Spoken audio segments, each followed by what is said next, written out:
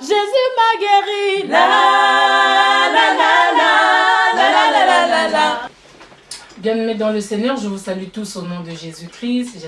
J'espère que vous allez bien et que la paix du Christ aussi est avec vous. Alors, la prière c'est quoi? Les gens disent oui, prier, mais on ne sait pas en fait la prière c'est quoi? C'est une communication, c'est-à-dire c'est un dialogue avec le Créateur et la créature. C'est-à-dire le Créateur qui est Dieu. Nous en fait les enfants de Dieu nous sommes la créature. Donc c'est ce privilège que Dieu nous donne de parler avec lui. C'est ce privilège que Dieu nous donne, c'est-à-dire d'être en communion et en communication avec lui. Parce que nous en fait les chrétiens, en fait, c'est le moyen qu'on a de parler avec Dieu. Et la prière, c'est une conversation pour nous et le Seigneur.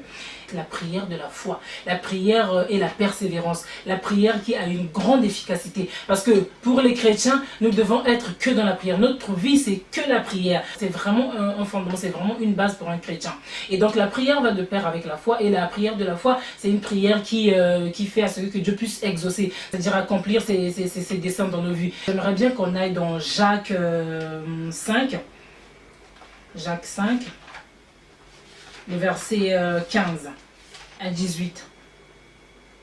Lisons au nom du Seigneur. La prière de la foi sauvera le malade, et le Seigneur le relèvera. Et s'il a commis des péchés, il lui sera pardonné. Confessez donc vos péchés les uns aux autres, et priez les uns pour les autres, afin que vous soyez guéris. La prière fervente du juste a une grande efficacité. Amen.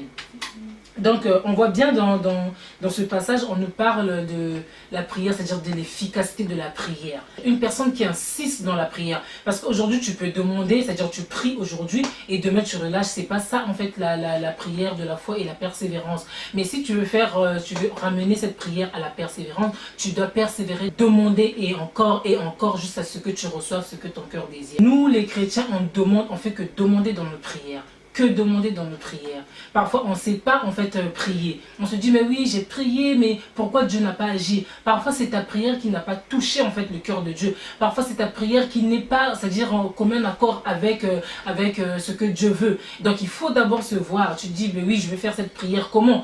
Demander en fait à Dieu de t'enseigner, c'est-à-dire à prier. Luc 11, au verset 1. Lisons au nom du Seigneur. Jésus priait un jour en un certain lieu.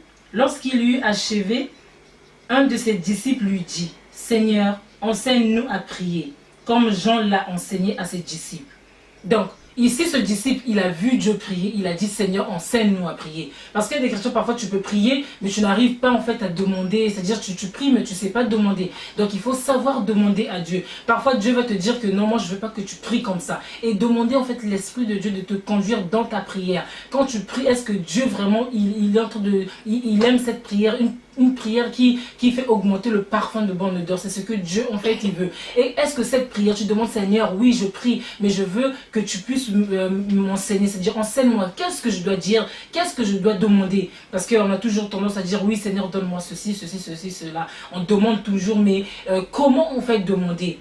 On ne sait pas demander, il faut toujours demander à Dieu de nous enseigner comment demander.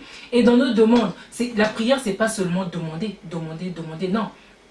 Même dans une relation, quand on voit un homme et une femme, c'est pas que seulement l'homme qui doit donner. La femme aussi, elle doit donner. C'est pas seulement si l'argent qu'on doit donner, mais il y a beaucoup de choses qu'on doit donner l'un et l'autre. C'est pas seulement une seule personne. Donc, avec Dieu aussi, ça se passe comme ça. Tu demandes à Dieu. Et quand Dieu te donne c'est-à-dire, il répond en fait à ta prière.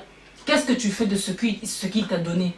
Est-ce que tu pries pour ça? Enfin, est-ce que tu partages cela avec les autres? Parfois, Dieu peut te bénir pour bénir encore une autre personne. Est-ce que tu le fais? Parce qu'on a toujours tendance à demander que pour nous.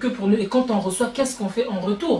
Parce qu'on doit demander. Et il y a aussi un moment, Dieu, parfois, il veut qu'on prie pour les autres. Il y a un moment que Dieu, il veut qu'on prie pour les autres. Parce que demander, même dans ce monde, quand on est entre les amis, toi qui demandes toujours un ami, il y aura un jour, l'ami va dire, bah oui, celle-là, elle demande tout le temps. Donc, même avec Dieu, c'est ce qui se passe. Il ne faut pas que demander, mais aussi demander pour les autres, prier pour les autres. Tu dis, Seigneur Jésus-Christ, oui, c'est ce que je veux, mais qu'est-ce que tu veux que moi, je fasse pour les autres? Avec ce que tu m'as donné, qu'est-ce que je dois faire? C'est-à-dire s'aider entre nous, parce que Dieu, c'est ce qu'il veut. Ce n'est pas seulement demander pour toi-même, et tu pries seulement pour toi-même, Non, non, la prière, c'est beaucoup. Il y a des prières de remerciement, il y a des prières, c'est-à-dire de louange. C'est ça, en fait, la prière. La prière, c'est pas que toi. Il ne faut pas qu'on soit égoïste. Il ne faut pas qu'on puisse regarder nos propres intérêts, mais regarder aussi quand Dieu nous a bénis, qu'est-ce qu'on fait en retour pour les autres. C'est ça en fait aussi la vraie prière, prier pour les autres, demander pour les autres, aider les autres, remercier le Seigneur. C'est ça en fait, j'encourage de toujours demander, de demander encore et encore, de ne pas voir le nombre de jours que ça va faire,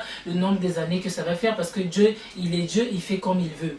Et la prière d'un juste, c'est ce que Dieu aime. Et il n'abandonne pas en fait la personne qui vient devant le Père. Et un enfant qui demande à un père le pain, le père ne lui donnera pas la pierre. Et c'est aussi avec Dieu. Tu vas demander le boulot, Dieu va te le donner. Tu vas te demander, mais il sait à quel moment il va te le donner. C'est juste la patience, c'est juste la persévérance que Dieu nous demande. On doit persévérer dans la prière. On doit être la patient dans la prière, demander et être déterminé aussi à recevoir ça.